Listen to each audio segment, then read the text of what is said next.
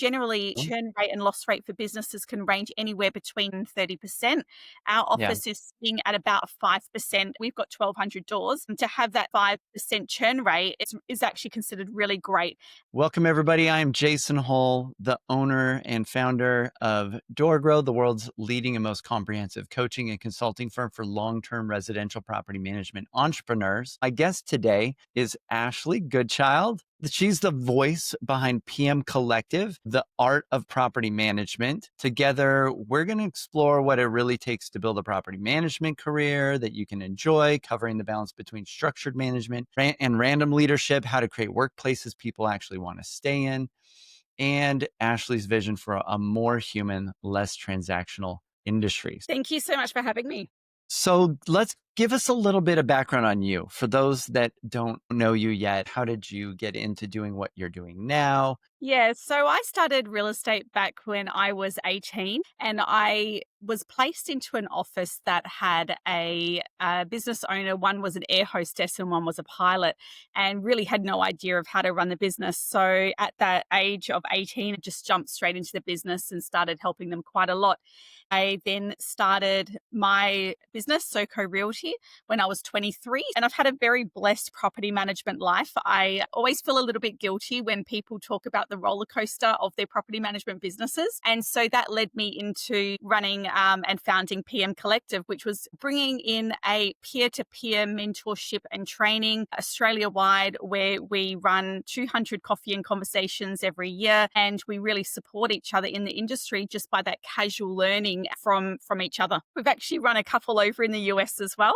And we have just had one in New Zealand. So the idea is that it allows people in the industry who have been in for a long time to give back to the industry and help the younger ones that are coming in to really learn to enjoy the career as well. So it's really great. Yeah, it's amazing how much help is available and how willing people are to help. And a lot of times we just don't ask as entrepreneurs. There's this funny thing that when we start out as an entrepreneur, we get a lot of feedback that we're weird or that we're different or that we're strange. And so we learn to kind of isolate. We start to recognize, oh, I'm different. And there isn't a lot of help or support, which is kind of an inaccurate viewpoint. But we kind of view ourselves as an island. As I say at the end of my podcast, each episode, that's the slowest path to growth, is to do it alone. As well, like we find that a lot of people are really great at their jobs, and they have people around them that say, you're so good at what you do, you should go open up your own business. And I don't think people actually realize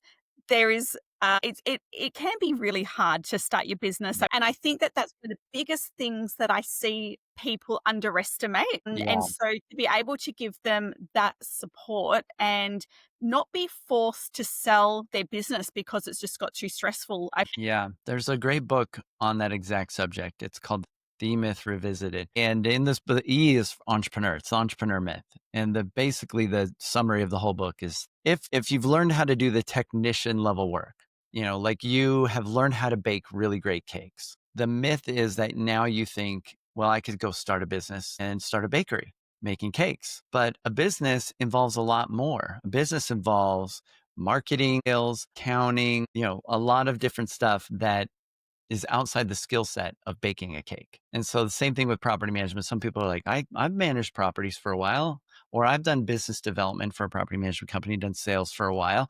And they think I could now go start a business doing this. And that's the technician level work. That's not the business ownership type of stuff. Then that's where things get a little more difficult. Yeah. Read that book. It's actually a really great one for newbies in the business. Yeah, I love that. So how does the PM Collective work? Yeah, so we very much just have hosts that reach out to us and they see a gap in their location, and I just set them up online for them. So it's relatively easy for the host. Everyone just rocks up. It's very, very casual. They grab their own coffee, they take a seat, and the host is there just to sort of welcome everyone and sort of facilitate it to a certain point. We have the groups. They can range anywhere in size between 4 people to 20 people. And I find in that smaller group, people definitely open up a lot more and get that really good support that they need. Sometimes we chat on a personal level. Again, That comes down to people that are personally happy, I believe, make the best employees and the best employers. And it's really important that we look after people's personal state, and having those personal conversations and those opportunities to vent, I think, are incredibly important in that environment as well. But one of the biggest things that has been really important is that consistency for the public to know that we're going to show up every single month at this location and we're here if and when you need us. That consistency is really important. So really casual, you don't need to buy a ticket or anything like that. And I think that really what's made them successful though is that consistency. How does the PM Collective have the bandwidth to facilitate this? How do you guys make money? How does that work? So we don't, and we sort of run it as a bit of a not-for-profit, even though it's not Okay. registered as a not-for-profit.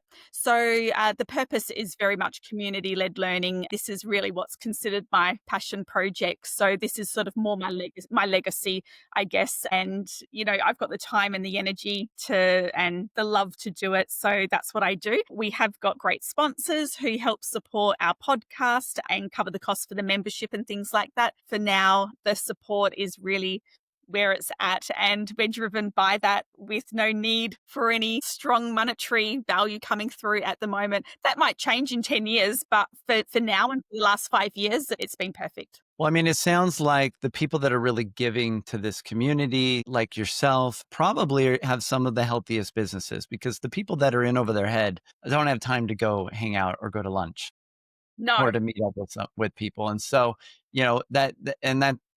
that allows people to come in that maybe are struggling to meet and hang out with people that are in a healthier place, and kind of lend them a hand up, right? If you are a property management business owner, you're tired of getting tangled up in numbers, ARS SmartBooks has your back. They specialize in property bookkeeping for small to mid-sized managers who'd rather focus on, well, managing. So with over 15 years of experience in real estate, counting their pros in Appfolio, Yardi, and all the top property software, trust them to make your monthly reports hassle-free so you can get back to what really matters, running your business.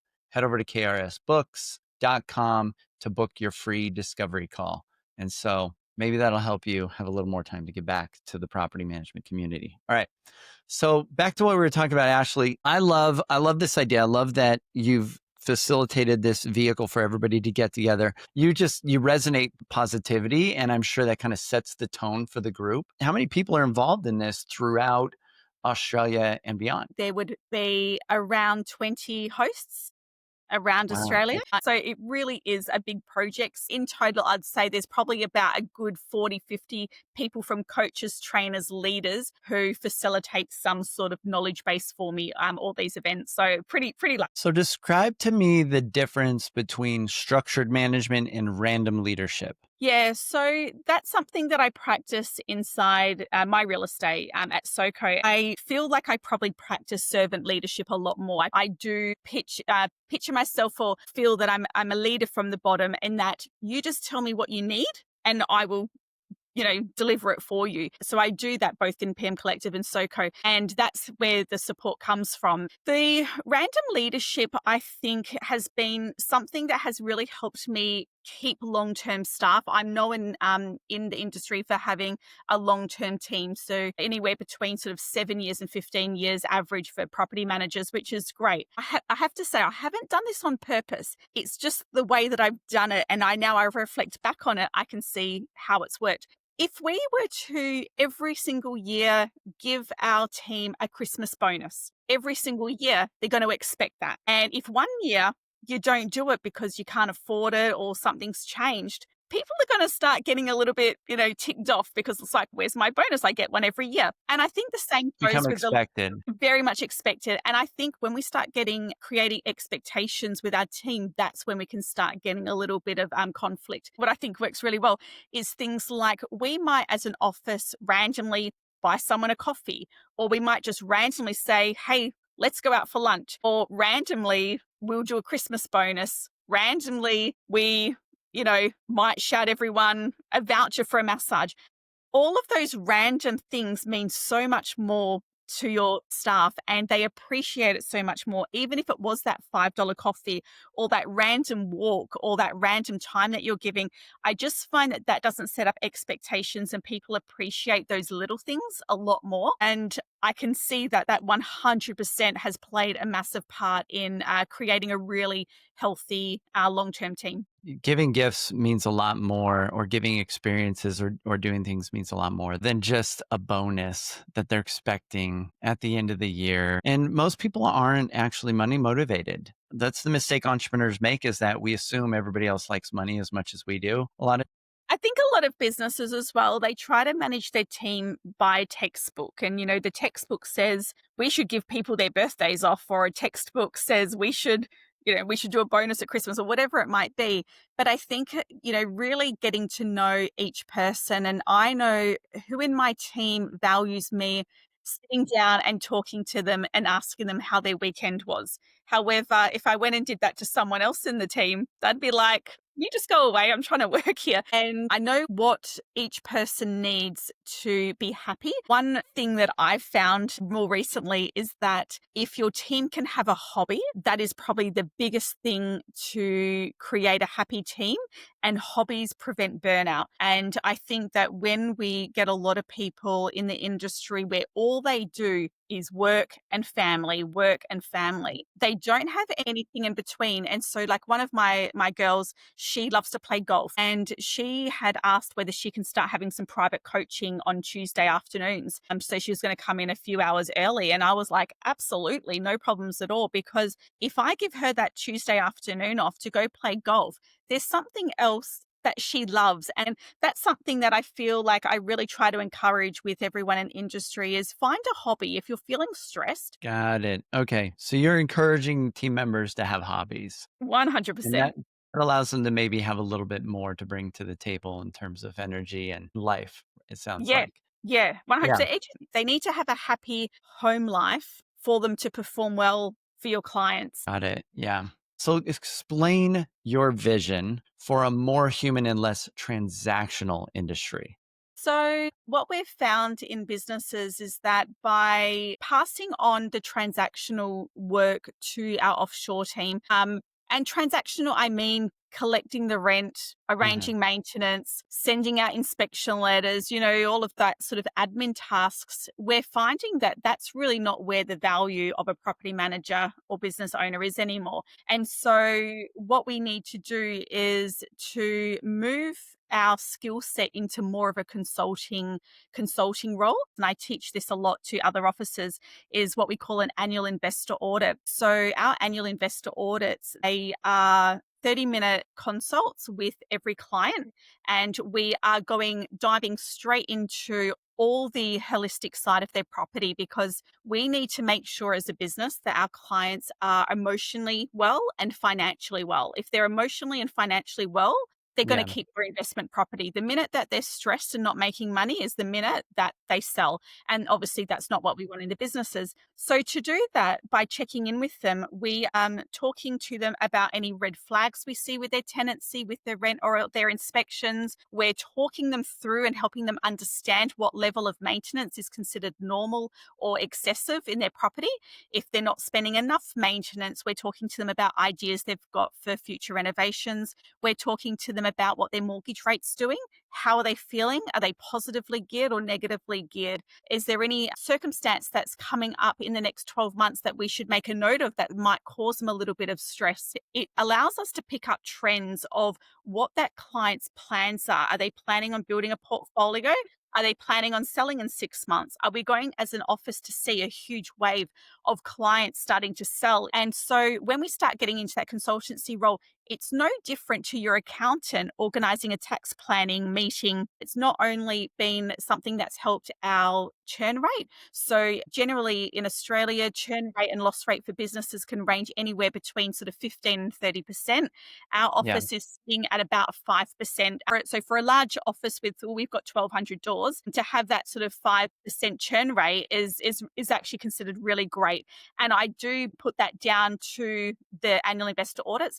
And in addition, though, it allows the business owner to take control of their asset and not to have to maintain that relationship. Because at the end of the day, I'm very passionate about that client is my client as the business owner, and I need to keep that relationship up. And so they have been an incredible game changer for retention, but it's also helped uncover new business opportunities because when we've done these for our clients, we've never sort of asked them, do you have any properties? But so many clients have actually said to us, that was so good. Can you do it for my other property? And I'm like, sure, where's your other property? That's just a great example of elevating the human side of property management. I do a lot of like mirroring in the business. So I trial things in my business first. And if it works, I will put it out to the industry. Yeah, I love it. I love the experimentation. So the cool thing about my position is I get hundreds of guinea pigs. And so I do all sorts of testing. I love the idea of the annual investor audit. We coach clients on that as well. We call those annual portfolio reviews. And that's a great opportunity to get more referrals, great opportunity to get more reviews and testimonials. It's a great opportunity to create more connection with the client and to showcase what's invisible to them currently, that you're actually doing work. And it's going to significantly decrease churn. Sometimes you have to look at what you're losing and what's your level of service that you have there and how visible is what you're doing to your client. Because if it's not visible, they're going to assume, well, why do I even pay them? They're not doing anything. They're just collecting rent. Yeah. Yeah, it's like we've got a client success manager, and I think that that's a Mhm. real missing part in a lot of businesses because we've got the BDM who brings in new business, we've got the property Yes. manager who maintains it, but the client success manager actually is what I call a BDM in reverse because if they Yeah. can improve your retention, that is growth. So therefore, it is still a BDM role. What's funny is in the property management industry, you hear the phrase property manager, but that's like this mystery sort of title that means a different thing to everybody you ask. And so for some of them, some people think their property manager is supposed to be a BDM also. I'm like, those are probably different personality types. Some think they're the maintenance coordinator, but then they'll hire a maintenance coordinator and they call somebody else a property manager. And so property managers also could be those client success people or the relationship builder. And so that's where it gets confusing is when I hired a property manager. Well, okay, what are you having them do? I always have to ask because it's always different. Yeah, and I think as well, like I like what you mentioned before about how a lot of people don't actually see what we do, and I Yeah, it's think that that's invisible. where you've got the opportunity. Because I remember a long time ago, a client said to me, wanting to negotiate on fees after a couple of years, and he said, your job's easy. You don't have to do anything for your money, so therefore you should reduce your fees. And I'm like, hold on a second. We've chosen a fantastic, perfect tenant. We do a lot in the background to make it look like we are, managing it nice and easily and not creating any stress for you. Yeah, I used to work in IT, and one of the things I learned in doing IT and working on computers and networks is that if you make everything run perfectly, they wonder why they even pay you at all. So I learned I had to make the invisible visible. I had to tell them all the time, hey, I just updated this server. I just changed this. This has been improved. That's preventing these problems. And they're like, wow, Jason's on top of this. Jason's making everything run smooth. So I had to learn to be noisy. And those annual reviews are a great opportunity to do that because you can say, here's how many maintenance requests we've handled that you didn't have to deal with. Here's how much money has been collected. Here's the payouts that we've done to you. Here's all the stuff that we've been taking care of that's, prevented you from having to deal with this. Here's how many calls we took. Here's how many tickets we handled. Like all these vanity metrics justify why they spend the money with you. So I love that you're reinforcing that idea.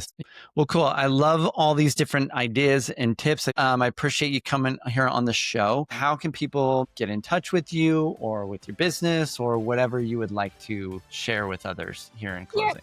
Well, I mean, I'm very easy to Google. You can just Google Ashleigh Goodchild and hopefully find me there. But I am on Instagram and all the socials under PM Collective or under Ashleigh Goodchild. So I'd love to connect with anyone that finds me on those platforms. Perfect. Thank you, Ashleigh. Appreciate you coming here on the show. All right. Thanks for So having me.